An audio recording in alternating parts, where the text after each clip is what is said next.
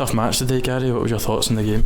I think the game probably went as we kind of predicted in terms of the pattern of the game, in terms of Rangers having a lot of possession and us being pinned back. But I think overall we defended fairly well. I think disappointed with the manner of the goals they conceded.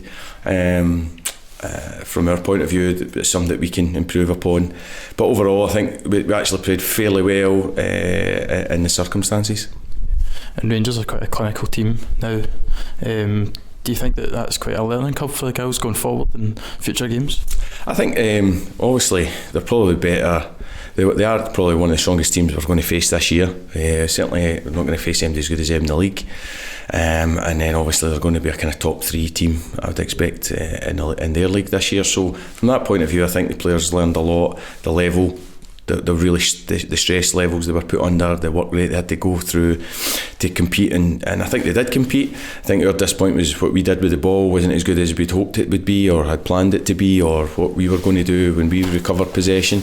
But I think there was a lot of good things in our performance, individual performances. There was 2 or 3 very good ones, and I think collectively they stuck together and they didn't concede those late goals that would have hurt us in the past. I've seen us play these kind of games in the past and we've lost late goals as we've tired of, but I think we're in a much better place physically and mentally to handle the stress of these fixtures.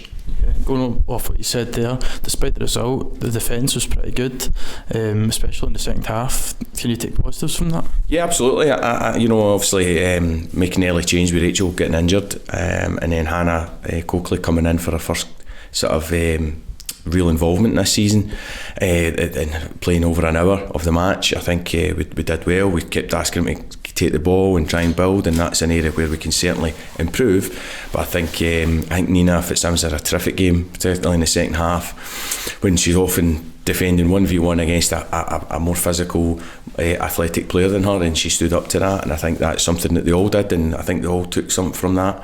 And I think that's the disappointing is the goals. 2 of the goals coming from corners, which can happen when you're playing a team who have maybe got a few tricks up their sleeve and things. But they were a bit standard in terms of the ones that we did lose. But there was a lot of positives in that performance. And you've got Dundee United left to play in the group. Are you confident you could go forward in the cup?